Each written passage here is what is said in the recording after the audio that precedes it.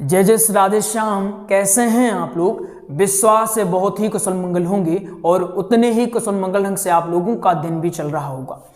योद्धा बैच की यह सेकंड क्लास है। अपने नोटबुक में इसको नोट डाउन करिएगा।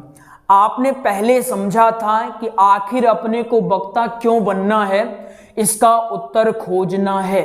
विश्वास है आपने इसका उत्तर खोज लिया होगा और जिन्हें मिल गया है उत्तर तो बिल्कुल कमेंट बॉक्स में जाइएगा और बढ़िया से लिखिएगा कि गुरुजी हमारा वक्ता बनने का उद्देश्य यह है। आज की क्लास में हम ये समझेंगे कि मान लीजिए आपका उद्देश्य क्लियर हो गया कि अपने को वक्ता किस लिए बनना है, तो अब आप वक्ता बनने के लिए तैयार हैं, पूरी तरह से तैनात हैं, तैयार हैं अच्छी तरह से। अब आपको मूलभूत क्या करना होगा या फिर अब आपको किन किन मूलभूत बातों का ध्यान रखना पड़ेगा। जैसे मान लीजिए आप किसी विद्यालय या गुरुकुलम में दाखिला लेते हैं, एडमिशन आपका हो गया। एडमिशन से पहले या एडमिशन होने के बाद आपको कुछ रूल्स समझाए जाते हैं। कैसे कि आपको इतने समय में आना है, ऐसे वस्त्र पहनने हैं, ऐसी दिनचर्या अपनाना है, ये सारी चीजें आपको करनी है, गुरु का आदर करना है, सम्मान करना है, ये सारी चीजें आपको समझाई जाती हैं। ऐसे ही होता है यह मार्ग। इस मार्ग में आने से पहले या फिर आने के बाद एक कड़ी ऐसी ही है, आने से पहले और आने के बाद का जीवन पूरी तरह से परिवर्तित हो जाएगा। सब कुछ समझेंगे, परेशानी होना। परिवर्तित क्यों हो जाएगा? क्योंकि जो अभी तक आप इस लाइन के ऐसे इधर थे कि वक्ता बनने का बस सोच रहे थे, अभी तक वक्ता बनने की दौड़ में आए नहीं थे, आप साधारण थे। लेकिन जैसे आपने सोचा कि बनना है और इस फील्ड में आ गए तो अब आप साधारण नहीं हैं, अब आप थोड़ा सा ऊपरी स्तर के हो चुके हैं। क्यों? आपको कल को लोग सुनने वाले हैं, आपकी कही बातों का अनुसरण करने वाले हैं। तो अगर आप ही योग्य नहीं हैं तो आप लोगों को क्या समझाएंगे? आपको जानकारी नहीं है कि क्या कैसा सब कुछ है, तो आप व्यासपीठ में बैठकर निःशब्द हो जाएंगे, शब्द ही नहीं आएगा कि बोलना क्या है। तो आइए समझने का प्रयास करते हैं कि एक वक्ता के लिए प्रारंभिक चीजें क्या होती हैं। तो आइए शुरू करते हैं आज की क्लास। मान लीजिए कोई व्यक्ति है, ठीक है,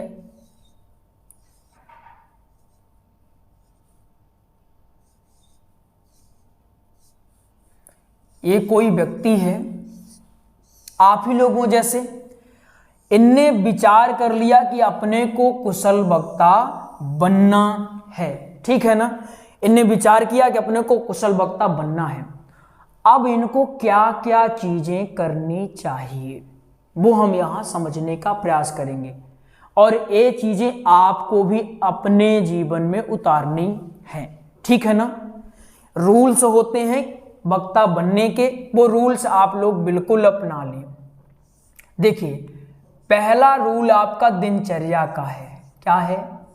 दिनचर्या। दिनचर्या में परिवर्तन। अभी तक आपकी दिनचर्या क्या है हमको नहीं पता, लेकिन अब से अगर आपकी दिनचर्या सुबह जगने, ये लिख लीजिएगा आप लोग भी, सुबह जगने, योगा करने, स्नान करने और उसके साथ पूजा पाठ करने, इससे आपकी प्रारंभ होनी चाहिए, ठीक है ना। जैसे कोई मिलिट्री में होते हैं तो उनका नियम होता है कि सुबह 4 बजे 5 बजे जो भी जितने बजे होता है ग्राउंड में आना है, एक्सरसाइज करनी है, दौड़ना है, इसके बाद नहा धो करके इतने बजे भोजन के लिए आना है, फिर अपने काम में निकल जाना है। ऐसे ही अब आपकी दिनचर्या होनी चाहिए। अब आपके मन में एक प्रश्न उठेगा कि गुरुजी अगर नहीं सुबह जगे तो 10 बजे सोकर उठे तो दिक्कत क्या है? हम रात भर पढ़ते हैं, सुबह नहीं जग पाते हैं। क्या कहीं लिखा है कि सुबह जगने से ही कोई व्यक्ति सक्सेस होगा? बिल्कुल नहीं लिखा है, कहीं नहीं लिखा है। लेकिन आप जिस मार्ग में आ गए हैं, यहां सुबह जगना और सुबह ध्यान करना, पूजा पाठ करना, इनकी महत्ता बहुत ज़्यादा है। क्यों ज़्यादा है?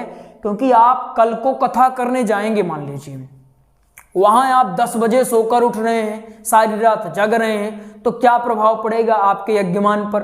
गलत सोचेंगे ना, गलत तो संदेश जाएगा ही कि बताओ हद, सब लोग जग गए, सब पूजा पाठ हो गई, महाराज अभी सो रहे हैं, भगवान जी को भी अभी तक सुला रहे हैं। क्योंकि जिस फील्ड में हम लोग हैं, यहाँ पर सुबह जगने का, ध्यान करने का, पूजा पाठ करने का महात्म अलग ही है, तो हम उसको ठुकरा तो नहीं सकते हैं। क्योंकि अब इसमें आए हैं तो इसके रूल पालन करने पड़ेंगे। अगर रूल नहीं पालन कर सकते तो फिर इससे हटना ही उचित होगा। तो ये रूल पालन करना आवश्यक है। एक बात और समझिएगा, ये रूल दिखावे का नहीं होना चाहिए। कुछ लोग दिखावे के लिए आदत डाल देते हैं कि हो गया चलो 7 दिन तो रहना है, 7 दिन जग जाएंगे। ये बिल्कुल गलत बात है। जब तक आपका मन शुद्ध नहीं होगा, आप अपने प्रति ईमानदार नहीं हैं, तो दूसरों को दिखाने से कोई मतलब नहीं होगा। हमारा मानना है कि अगर आप खुद में शुद्ध हैं, खुद के प्रति ईमानदार हैं, तो आप सारे काम अच्छे से निश्चल भाव से कर सकेंगे, कोई दिक्कत आपको नहीं होने वाली। ठीक है ना? आपको समझ में आ गया कि दिनचर्या में आपको परिवर्तन लाना है। अब आपको दूसरा काम करना है, व्यवहार में परिवर्तन। व्यवहार में ये लिख लीजिएगा, आप लोग चाहेंगे चित्र बना लीजिएगा, ठीक है ना? व्यवहार में परिवर्तन का अर्थ क्या होता है? देखिए, अभी तक आप साधारण व्यक्ति थे, वक्ता बनने से पहले साधारण व्यक्ति थे, कहीं भी चले गए, कुछ भी चीजें कर रहे हैं, कैसे भी रील बना करके ठुमक रहे हैं, वहां पर चलता है, कोई दिक्कत नहीं। अभी तक साधारण थे और किए हैं, कोई दिक्कत नहीं है ना? लेकिन अब से आपको स्वयं में थोड़ा सा सुधार लाना पड़ेगा। व्यवहार में गंभीरता होनी चाहिए। जो भी बातें कहें तथ्य के साथ कहना पड़ेगा आपको। ऐसे ही हवा हवाई बातें नहीं करनी है, किसी को कटु वचन नहीं बोलना है। व्यवहार आपका मृदु होना चाहिए। जैसे मान लीजिए आप किसी चौराहे पर खड़े हैं, यहां पर आपको 2 व्यक्ति मिल गए हैं, ठीक है ना? तो जो ये साधारण व्यक्ति है और आप जो वक्ता वाले हैं, ठीक है, इसमें अंतर झलकना चाहिए। बहुत गहरी बात कह रहे हैं, समझने का प्रयास करिएगा।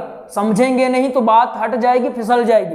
किसी चौराहे पे आप खड़े हैं, एक साधारण व्यक्ति और एक वक्ता में अंतर झलकना चाहिए। अंतर कैसे झलकेगा? आपकी बात से झलकेगा, आपके व्यवहार से झलकेगा, आपके पहनावे से झलकेगा, आपके आचरण से झलकेगा। जो साधारण व्यक्ति होगा इसका आचरण अलग होगा, जो वक्ता होंगे इनके आचरण अलग होंगे। जब आचरण होंगे इन्हें सम्मान भी अधिक दिया जाएगा। लोग कहते हैं वक्ताओं को इतना सम्मान क्यों देते हैं, क्यों पीछे लगे रहते हैं? भाई, ये अपने आचरण को शुद्ध करने के लिए कितना संघर्ष किए हैं तुम क्या जानो, कितना बलिदान किए हैं तुम क्या जानो, तुम्हें क्या पता। इसलिए इनको इतना सम्मान दिया जाता है। ध्यान रखिएगा, इसको नोट डाउन भी करिएगा। अब से आप जहां खड़े हो तो ये ना कोई कहने पाए कि ये पुराना रमेश है।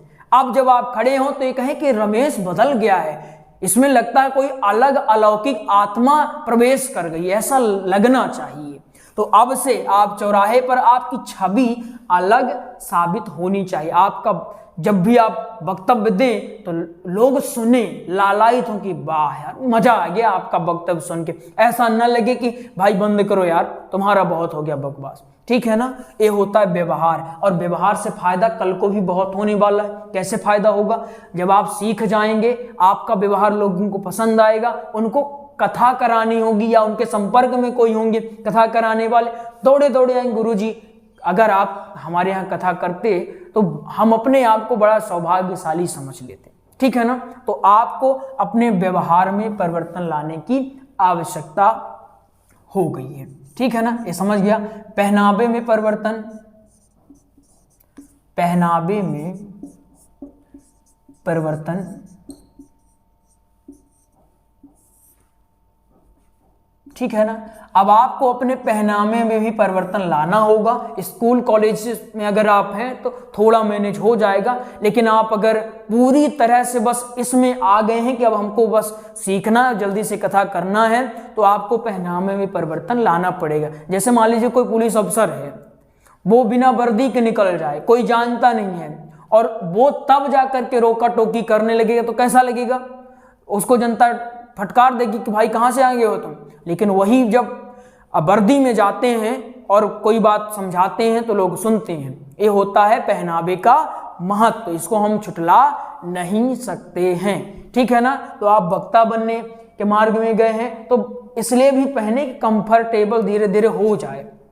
कल को ऐसा ना हो कि आप व्यासपीठ में गए और अजीब ही लगने लगे, भाई ये क्या हो रहा है हमारे साथ, ठीक है। ये बात समझ में आ गई। अब एक जो साधारण व्यक्ति था, अगर दिनचर्या में परिवर्तन ला लिया है, व्यवहार में परिवर्तन आ गया, पहनावे में परिवर्तन आ गया है, तो अब ये साधारण व्यक्ति नहीं है, अब ये प्रतिदिन तिलक लगाएगा। ये जहां भी जाएगा तो अपनी अलग ही छाप छोड़ करके आने वाला है। इतना सब कुछ समझ में आ गया। सबसे महत्वपूर्ण चीज है जो इसमें अध्ययन, ये बहुत ही महत्वपूर्ण, अध्ययन करें। अब आपके पास अच्छी अच्छी बुक्स का संग्रह, खासकर अभी भागवत की बुक्स ले लीजिएगा। जिनने नोट्स नहीं लिया वो नोट्स ले लेंगे। नोट्स का अध्ययन करना है, आपके पास बुक होनी चाहिए, आपके पास नोट्स होना चाहिए, ठीक है ना। थोड़ा स्मार्ट बनने की आवश्यकता है।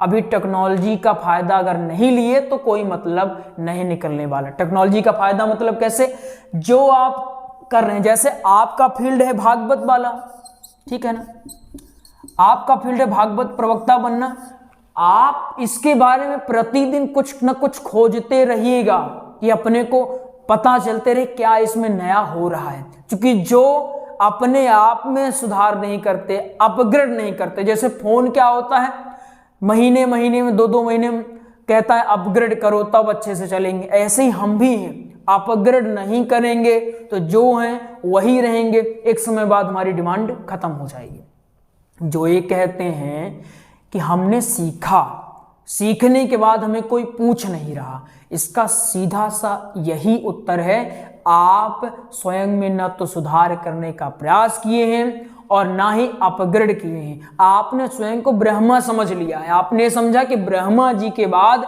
सारी की सारी नॉलेज आप ही में ट्रांसफर हो गई है, इसलिए आपको कोई पूछ नहीं रहा है, ठीक है ना। जब तक आप अहम का भाव रखेंगे कि हम ही ज्ञानी हैं तो कोई अर्थ नहीं निकलने वाला। छोटा बन के रहना, लघु बन के रहना, कहीं से भी इतना भी सीखने को मिल जाए ले लो। नॉलेज तो है, दे तो रहा है, कुछ ले तो नहीं रहा है। तो कहीं मिल रहा सीखने को, तो सीखने के लिए मिला तो लो, न कि वहां अपना ज्ञान घुसेड़ दो कि हम ज्यादा ज्ञानी बने हो। अगर ज्ञान घुसेड़े वो घुसेड़ तो रहे, ज्ञान क्या दिक्कत है, लिए रहो अपना ज्ञान। तो आपको जो आपका विषय है, अतिरिक्त चीजें तो पढ़ना ही है। जैसे चाणक्य नीतियां पढ़ी तो आपको पता चलेगा लोगों का व्यवहार कैसे होना चाहिए, और भी आपको पता चलेगा विद्यार्थी के कैसे लक्षण होना चाहिए, ये सारी चीजें आपको पता चलेगी। हमें समाज में कैसा व्यवहार करना चाहिए। जैसे स्वामी विवेकानंद जी के लिए बहुत सारी पुस्तकें आती हैं, उनकी जीवनी पढ़िए, उनके संघर्ष के बारे में पढ़िए। अटल बिहारी वाजपेयी हैं, उनकी कविताएं पढ़िए, उनके जीवन का परिचय समझिए, उनके जीवन का संघर्ष समझिए। ऐसे बहुत सारी पुस्तकें हैं, उनके बारे में समझिए। भागवत से रिलेटेड जो पुस्तकें और भी आती हैं उसको समझिए। लेकिन उससे पहले तो आपको भागवत में पहली पकड़ बनानी पड़ेगी, है ना। पहला तो आपका मुद्दा यह है कि भागवत आप सीख जाएं, इसके श्लोक समझ जाएं, इसके प्रसंग समझ जाएं, दृष्टांत समझ जाएं, ये सारी चीजें आपको समझने की आवश्यकता है। अब पूर्ण विश्वास है, अब से आप जब ये वीडियो देख रहे होंगे, आपने कब देखा हमें पता है, जब देख रहे होंगे, इसके बाद आपके जीवन में अलग ही परिवर्तन आ चुका होगा। आप पहले वाले नहीं रहेंगे, आप अब कुछ नए या अलग हो चुके होंगे। अगर आप अभी भी वही हैं, मतलब आपकी कथा सीखने का कोई अर्थ नहीं है। कथा सीखना प्रारंभ हुआ अर्थात एक तेज आ गया है ना। अगर तेज वो ओज नहीं आया है, मतलब अभी आप उस मार्ग के लिए परिपक्व नहीं हुए हैं। तो क्या करेंगे, दिनचर्या अच्छी रखेंगे ना, पक्का मान लें विश्वास, चले मान लिए हैं, व्यवहार अच्छा होगा कि नहीं होगा सबसे। नमस्कार भाई जी, जो जैसी जिसकी एज है, नमस्कार भैया, नमस्कार दादा, जो जैसे, नमस्कार चाचा जी, जब जो जैसे जो मिले, राधे राधे, नमस्कार, जो बढ़िया है ना। आप प्रेम बड़ा मुस्कुरा करके, सबसे मुस्कुरा करके मिलना है। तो आपको क्या करना है, अपने पहनावे में परिवर्तन करना है। पहनावे परिवर्तन मतलब हो सकता है आपके पास 10 कपड़े ना हो, एक ही कपड़े होंगे ना, आपके गुरुजी जैसे, है ना। तो आपके गुरु जैसे गरीब होंगे तो एक ही कपड़े पहनते होंगे, तो क्या करना है, एक ही कपड़ा है ना, कोई दिक्कत नहीं, उसी को बढ़िया साफ कर लेना है, उसी को बढ़िया पहनना है, क्या दिक्कत है। अध्ययन करते रहना है, ठीक है ना। ये चीजें अगर आप करते हैं तो आपकी अलग ही छाप छूटने वाली है। आइए आपको एक जानकारी देते हैं, इसके बाद क्लास को हम एंड करेंगे। ये लिख लीजिएगा आप लोग अपने नोटबुक में, ठीक है ना। चलिए आपको एक जानकारी देते हैं, ये नोट्स की जानकारी नहीं है। कुछ लोग कहें हाँ गुरुजी समझ गए, नोट्स के बारे में आप बताएंगे, नहीं नोट्स का नहीं है। चलो देखिए, हमने श्री राम कथा के लिए, श्री राम कथा की स्पेशल क्लास प्रारंभ हो चुकी है, ठीक है ना। स्पेशल क्लास प्रारंभ हो गई है, तो आप चाहें तो इसमें एडमिशन ले सकते हैं। इसका शुल्क रहेगा 999 रुपये प्रति माह इसमें लगेगा, ठीक है, प्रति माह, ये क्लियर करिएगा। तो श्री राम कथा जिन्हें सीखना है बेहतरीन ढंग से, यह क्लास लाइव होगी, जूम के माध्यम से होगी, तो आप और हम आमने सामने रहकर पढ़ाई करेंगे, ठीक है। आपके जो डाउट आएंगे वो क्लियर किए जाएंगे। आपकी क्लास प्रतिदिन होगी।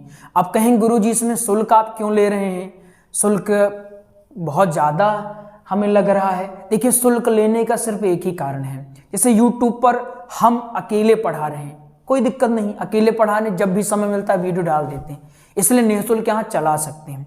लेकिन जो लाइव क्लास होगी वो कंटिन्यू 1 घंटा 2 घंटा कभी कभी 3 घंटा भी हो जाती है, और हमें अकेले पढ़ाना संभव नहीं हो पाता है, इसलिए आचार्य की नियुक्ति करना पड़ता है। तो पहले तो जो पढ़ाएंगे आपको वो फ्री में क्यों पढ़ाएंगे भाई, उनका भी घर है, परिवार है, उनके भी पैसा लगता ही है, नॉर्मल सी बात है।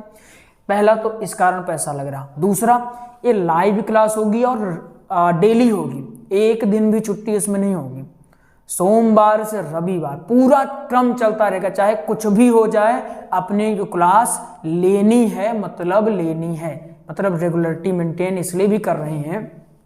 ये जो कथाएं होती हैं बड़ी जल्दी फिसल जाती हैं, आज आप पढ़ो और कल छोड़ दो तो, और तीसरे दिन पढ़ो तो लगेगा भाई हमने कब पढ़ा था, सब भूल गया अपने को, ऐसा होता है इसके साथ।